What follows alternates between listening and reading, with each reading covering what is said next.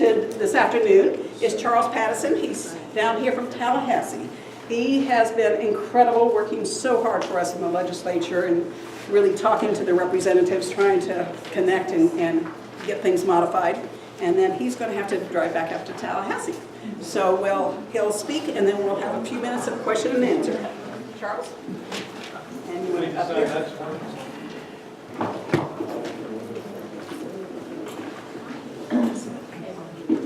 Thank you. Good afternoon. It's great to be down here. Most people have heard of 1,000 Friends, I hope. I'm not going to do a speech on 1,000 Friends. Can't hear back here. Can you hear any better? Yes. Now it's better. Okay. Real close. We'll get very close. 1,000 Friends has been around since 1986, and just so you know, our biggest membership concentrations in Martin and Palm Beach County, so that's one of the reasons that we see this as a special place. You are unique, but the thing that we would like to see duplicated around the state is the kind of enthusiasm that you have for your comprehensive plan, because we think that's what really protects a community and its character. So that's why we're here. And I usually give you a lot of bad news because I'm telling you what's going on in the legislature. It's usually not too positive, but I think we'll start. And is there a way for me to do that, Greg, or do you need to do it? Or? Nope, you can do it here. I'll get it started and then okay. Okay.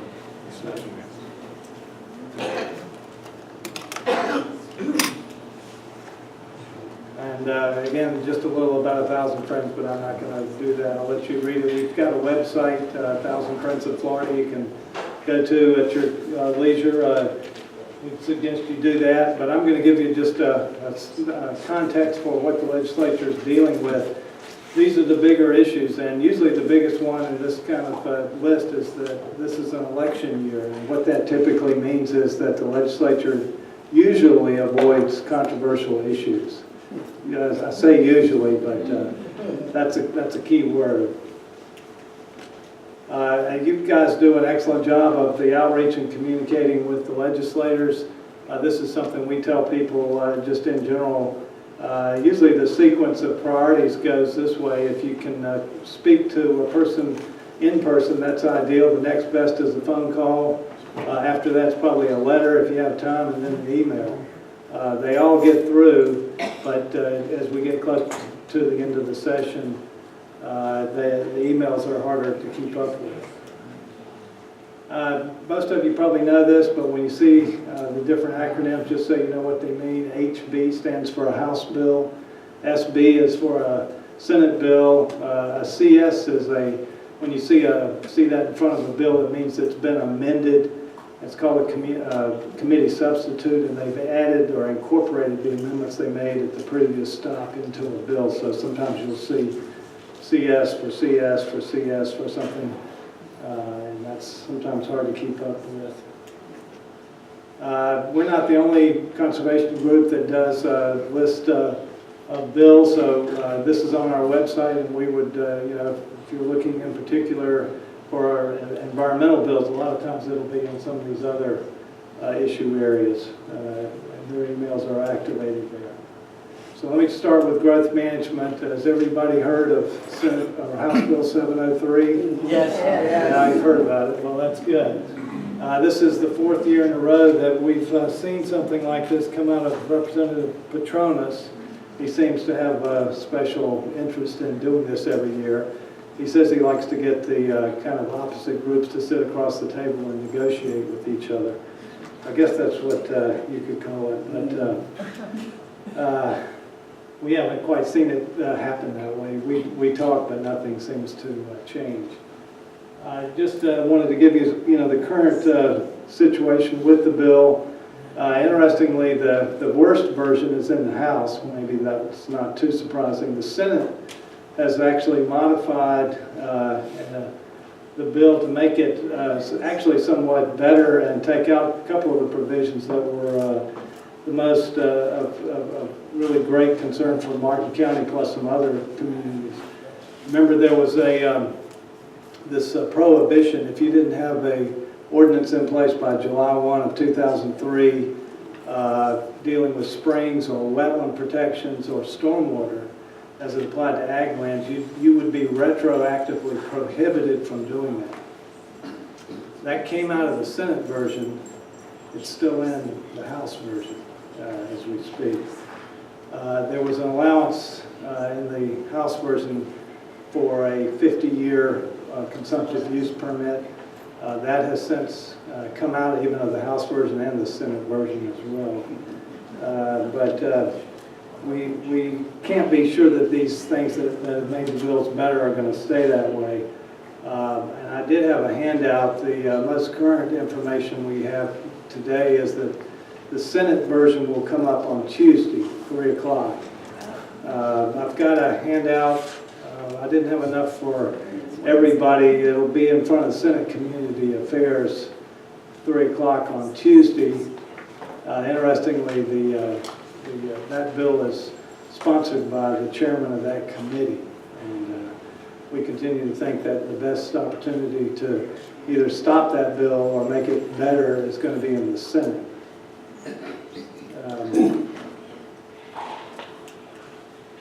These are some of the provisions that I was talking about that have come out.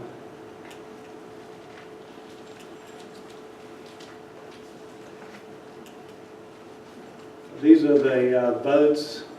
Actually, we've picked up a couple more in the House than we thought we might.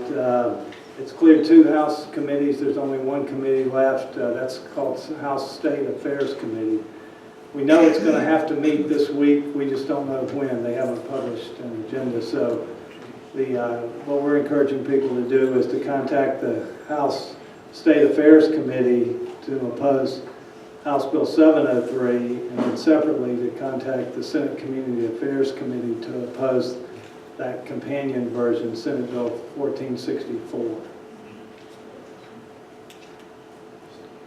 As I see it, and I'd be interested in comments or thoughts from anyone, these seem to be the 3 biggest issues that are remaining. The supermajority vote issue is still there. The House and Senate have added a version that says, well, you can't have a supermajority vote unless you're a charter county that has a specific provision for that. That would leave out about 47 counties statewide that are not chartered, and a lot of the charters don't have a supermajority either. Our argument continues to be not that you should mandate a supermajority vote, but that each local government should make that decision on its own and not have Tallahassee do it. There's still an allowance in both versions for a 30-year consumptive use permit for a development of regional impact. These are the large-scale projects. We've been arguing that, with water shortages statewide and uncertain future going forward with where our water is going to come from, to give people 30-year or longer permits just doesn't make any sense. It does, I guess, if you are a special interest and have a particular project you want to see. There's also a requirement that these large-scale projects would have their water projects incorporated into the Water Management District regional water supply plans. Again, something that we just think is misplaced. Let me shift to a couple of others, give you a flavor of some of the other things going on. This is a fuel terminals bill that basically said no local government can make a non-conforming use out of an existing fuel terminal, wherever they are, anywhere in the state. This actually is about a fight in Cape Canaveral with one fuel terminal that is not in compliance with the local comp plan. And rather than fix that situation, we see a state prohibition on it. There's been some compromise language that's worked out that I think the League of Cities and Association of Counties, 1,000 Friends are comfortable with, but we'll have to see if that holds. This is just a glitch bill. It seems like even when the legislature tries to do the right thing, they can't get it right. And so this is the 4th time that another glitch bill has been added. This dealt with Longboat Key and their referendum votes, actually, on the plan amendments. This is a bill that was going to add sinkhole protection to citizens' property insurance, and it's not going anywhere at this point. think that's probably going to die. This is of interest, I think, to a lot of the attorneys. Maybe we can get some to weigh in on this. This is an exactions restrictions on local government that basically follows something called the Kuntz case. You may have heard about a wetland mitigation case. I think it was St. Johns River Water Management District. I think it was a pretty standard. A gentleman wanted to fill some wetlands, and the district said you can do that if you offset it with some mitigation somewhere else in the area. That went all the way to the Supreme Court, and the property owner won. And so this started out as a bill to include Supreme Court language that would limit local government authority to require mitigation beyond what a state or federal agency did. It's not moving, so we're hopeful that it will die. This one isn't moving either, probably will die, but it will require every local government to have a private property rights element in its comprehensive plan. And we haven't been following this. It's not moving, and local governments could do this or not if they wanted to today. We don't think there's any real need for it. This is one that we have been objecting to for something called dense urban land areas. And it would add another 8 counties to an exemption for DRIs statewide. Those are the big projects, 5 or 10,000 dwelling units, a couple million square feet of commercial and institutional space. It kind of gives you a sense of where the legislature continues to go, which is to minimize or repeal at any level they can development restrictions. This has slowed down. We're hopeful we'll be able to stop this, but that's unclear. This was another bill, DRI bill. It's not going anywhere. It was going to eliminate a program that local governments could process and handle their own DRIs. Nobody's ever done it, so if this goes away, no big loss. These are a couple of bills I just want to make you aware of, just because we believe they could be the ones where some bad amendments get added at the last minute. House Bill 611, it's pretty innocuous. It's a kind of a rural economic development bill. It hasn't been moving, but we continue to watch it. This one is interesting, a freight logistics zone. This is the kind of thing that might pick up transportation-related amendments. It's not a threat currently, but again, something we're watching.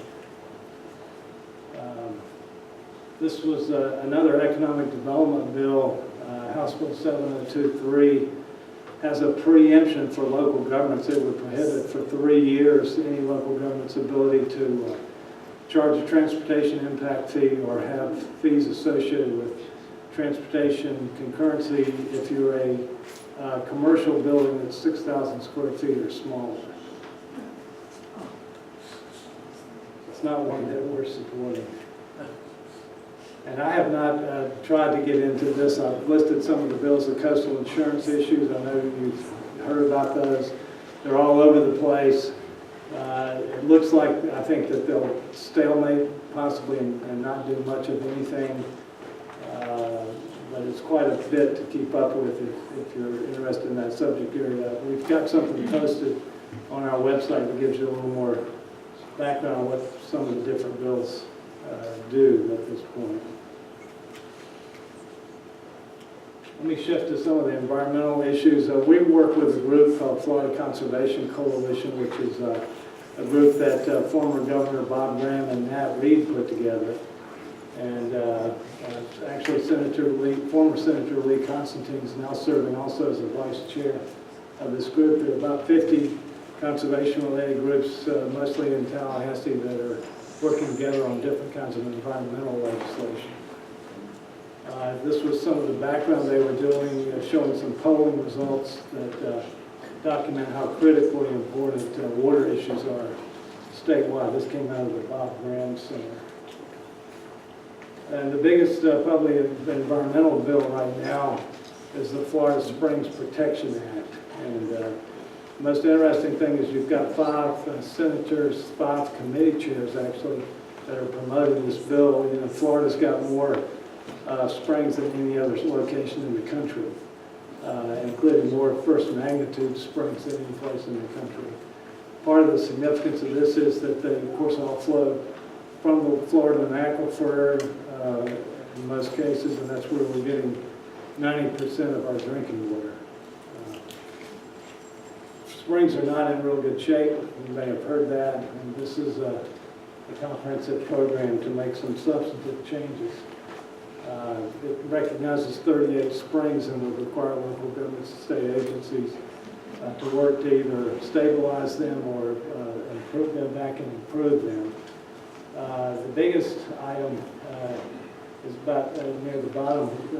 It's got a price tag on it estimated at $378 million a year indefinitely to deal with septic tanks, package plants, central sewer systems, to upgrade where necessary to eliminate nitrogen inputs that are killing the springs. I don't think I'm going to go into the details here. I'll be glad to do that with some questions if you like. But the key is that the 3 milligram per liter standard of nitrate concentrations is what the goal is.